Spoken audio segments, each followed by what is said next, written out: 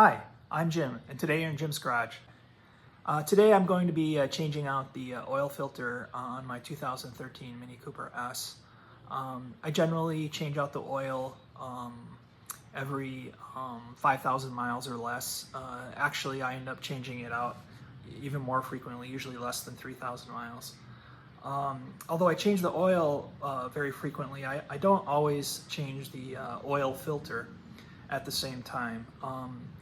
The rating on the oil filters is generally 10,000 miles, and so I generally don't end up changing the oil filter until every third oil change or every other oil change.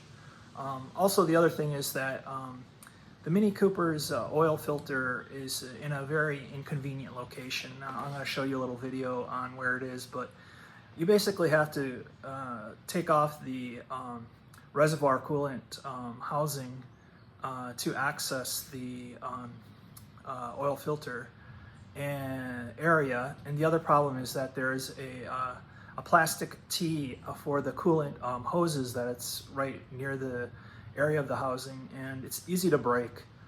Over time, all the heat in the plastic makes the plastic break. So if you end up pulling on the hoses too much on the coolant housing, you can break that. So I usually do it every 10,000 miles. Now I have actually, because it's such a pain in the butt to change the filter, I have looked up some high mileage filters. So FRAM makes a 20,000 mile rated oil filter, and this 20,000 mile, of course, would allow me to avoid having to change the oil filter twice the amount of time that I have, twice the number of times that I have with the other oil filters.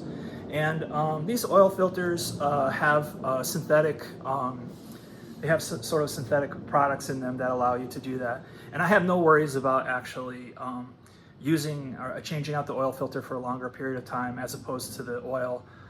If you don't change your oil very frequently, you want to change your filter frequently. But if you change your oil frequently, less than 5,000 miles, like I said, I do it 3,000 miles, there really shouldn't be any problem with the filter. The filters are just supposed to catch things so that they don't go into the engine. And large pieces, of course, there's small particulates in the oil, but if you change your oil frequently, those small particulates shouldn't be a big deal. So anyway, I'll go ahead. The cool thing about the FRAM filter, it has, it's the regular size. I'll show you a oil filter that I have used generally in the past. So Perflux, it's like a French company, and they make an oil filter for the Mini. And the size itself of the oil filters are identical. I can see they're the same size. So it looks like a perfect fit. And this, I assume, is rated for about 10,000 miles, and it doesn't really say on the package, but this is rated for 20,000 miles. And I've seen some videos where they take this apart, and there's special synthetic fibers in here so that it can hold up for a longer period of time. The other thing about the oil filter change is you have to change out one of the gaskets, and the one that comes in the typical kit is for 10,000 miles is a nitrile rubber, and this rubber is fine for 10,000 miles, but it's really not good for long term. The kit that comes with the FRAM filter, it actually has, my understanding is that it's probably some kind of fluorinated O-ring here that goes on the oil filter housing, and so this O-ring is supposed to be hardier than the normal O-ring.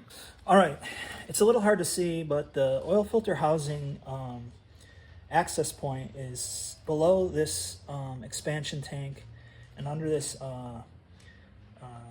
cold air intake to the turbo, and it's way down here. So in order to access the oil filter housing and get the filter out, you have to remove this reservoir tank, and I'm also going to remove this cold air intake into the turbo.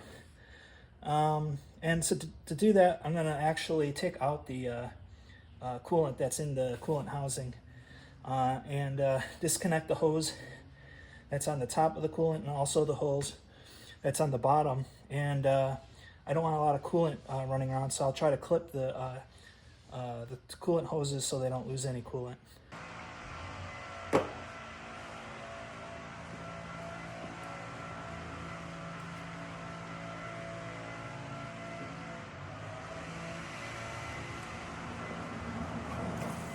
Okay, now that I've emptied the reservoir tank, I'm going to go ahead and remove the top hose here. And then after, I'll remove there's a screw here that holds the reservoir tank to the front part of the car. All right, so I got this off, and now this nut is a 10 millimeter.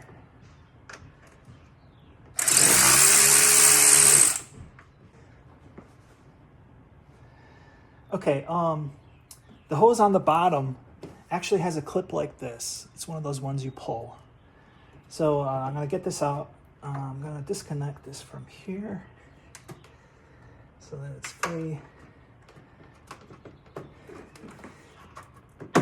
So lift it up a little bit, get these clips off.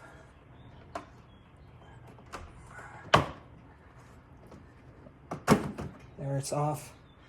So as you can see, I can't even really grab underneath here and grab the kip because this part is in the way, or this is in the way. So I'm going to take this off before I try to move too much stuff around with the hoses. So these are 7 millimeters.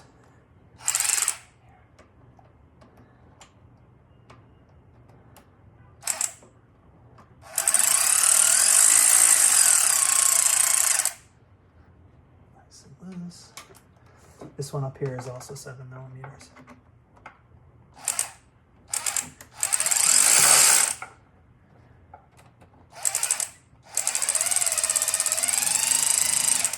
All right, so in the process of taking this off, this air intake hose cracked. And you can see right here, it fits right here. Now, I'm gonna just put some duct tape on there and order a new part. But keep in mind that if you're gonna do this job on an old car, over 10 years, these things will crack. You might wanna have an extra one of these around. All right, so now I have access to the bottom of the coolant reservoir, and I'm going to go ahead and try to pull this.